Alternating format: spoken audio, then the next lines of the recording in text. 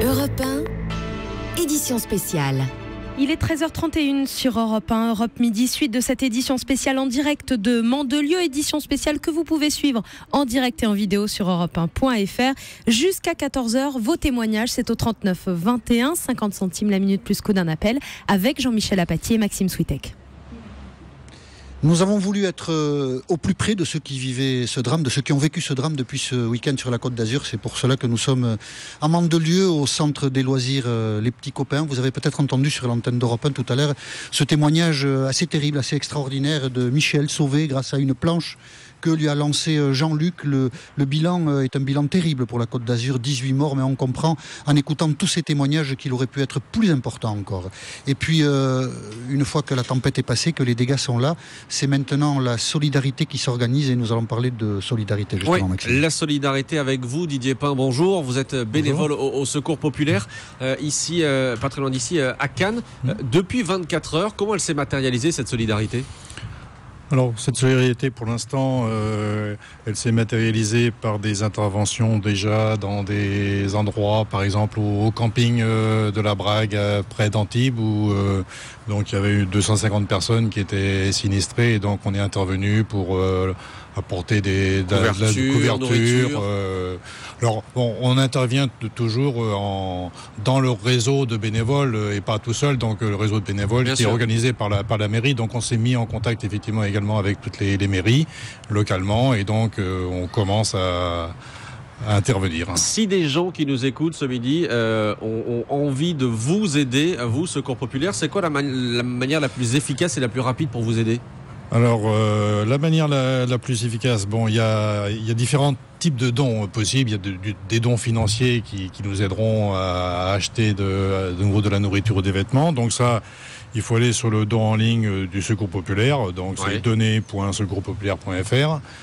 Après, il peut y avoir ça se rapprocher plus directement des réseaux locaux. Donc soit le Secours Populaire des Alpes-Maritimes, donc avec un site SFR 06, ou alors encore plus près, effectivement, donc au site de Cannes-la-Boca, qui regroupe en fait les villes de Cannes, du Cannet et de Mandelieu, et qui se trouvent donc dans le centre de la Boca. Et on comprend que vous avez toujours besoin de bonne volonté comme ça pour aider ceux qui sont sinistrés. Denis Caro, vous êtes directeur de la rédaction de Nice Matin. Hier, on a été frappé parce que sur le site de Nice Matin, tout de suite, vous avez mis en ligne un lien vers une page Facebook pour essayer de concentrer toute cette solidarité et pour essayer de canaliser un peu le flux.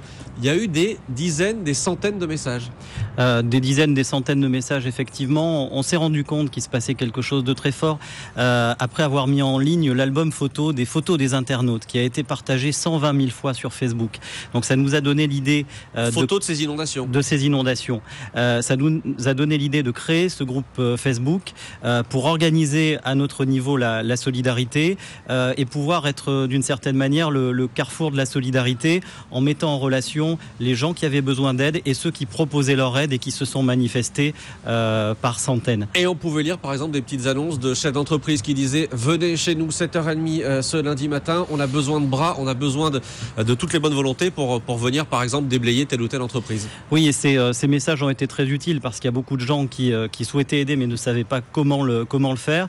Et effectivement, à l'image de ce chef d'entreprise, on a eu des propositions très, très concrètes toute la journée. Par exemple, un dépanneur qui nous a dit sur notre page Facebook « Moi, je suis prêt à venir enlever gratuitement les voitures, faites-moi signe, dites-moi où ». Et on a eu comme ça des centaines d'exemples de ce type-là. Et cette solidarité, elle continue, que ce soit sur le site de Nice Matin ou chez vous au Secours Populaire.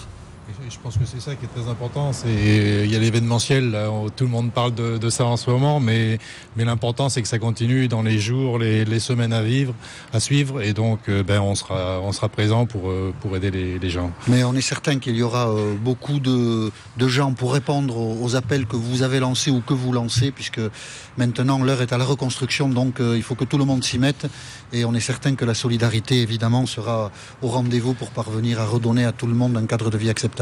Et effectivement, on a besoin, d'argent, d'aide des entreprises et aussi de la participation de bénévoles. Donc toutes les Tous les gens sont les bienvenus.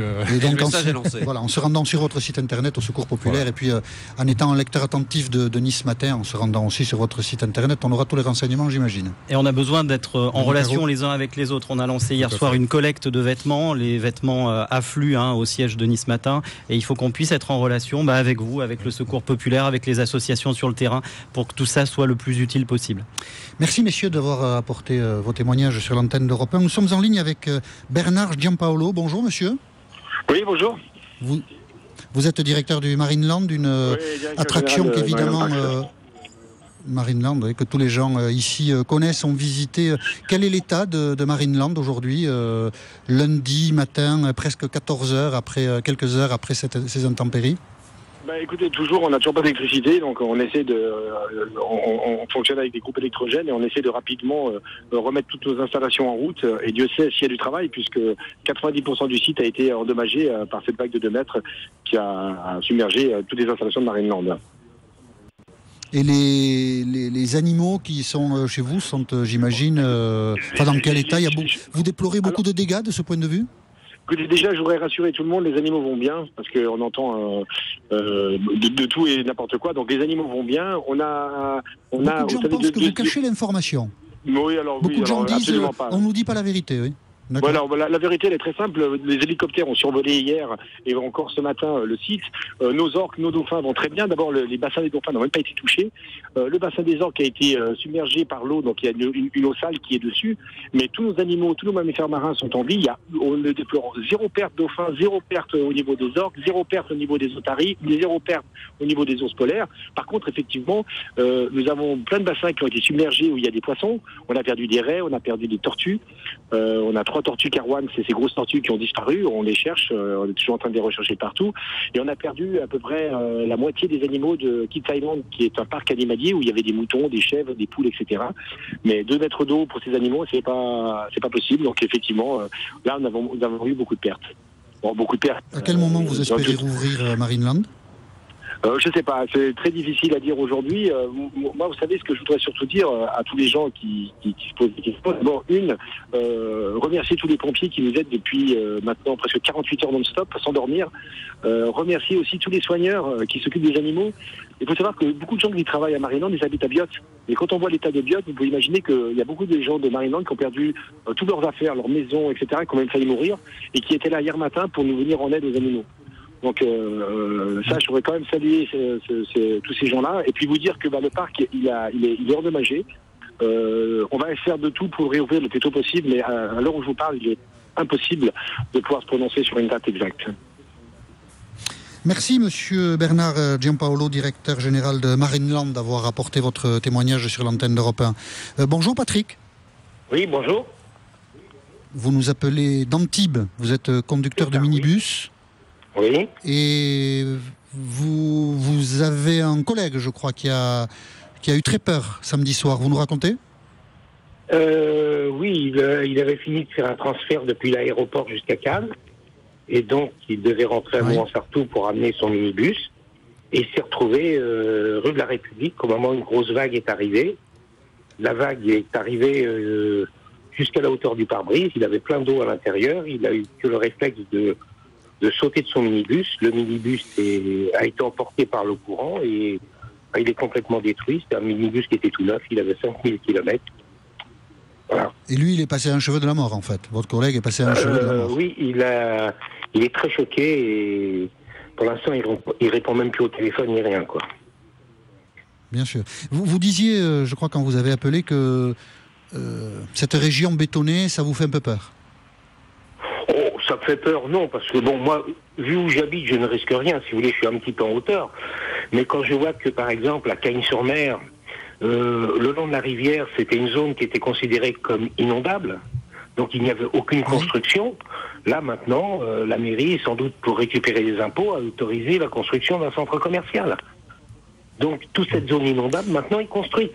Si demain, il y a à nouveau un gros orage comme là, et que ça tombe sur Cagnes-sur-Mer, le centre commercial, il va avoir mal. Alors, il est évident écoutez, on espère que la mairie a délivré les permis de construire pour d'autres raisons que les impôts, qu'il y a peut-être... il faudra éventuellement, si quelqu'un a cette... C'est la mairie de Cannes, vous dites, ou du Canet? Non, de Cagnes-sur-Mer. Cagnes-sur-Mer. Si quelqu'un de la mairie de Cagnes-sur-Mer nous entend, le 3921 leur sera accessible pour pouvoir expliquer éventuellement. Mais ce que vous dites, Patrick, est vrai. Beaucoup de gens se plaignent du béton qui a poussé un peu partout sur cette terre et qui peut-être expliquer pour partie l'importance des dégâts que l'on a constatés ce week-end. Merci Patrick pour votre témoignage. Ce débat sur le bétonnage de la Côte d'Azur, nous allons continuer avec des gens qui dénoncent depuis des années des constructions trop importantes sur ces territoires et nous essaierons de voir si cette construction-là peut avoir ou pas une responsabilité dans l'importance du bilan que l'on constate. 18 morts après un orage en France en 2015, c'est quand même terrible et c'est parce que ce bilan nous a beaucoup ému et touché que Europe Midi a décidé de faire son édition spéciale aujourd'hui depuis Mandelieu. Nous vous retrouvons tout de suite pour poursuivre le débat. À tout de suite.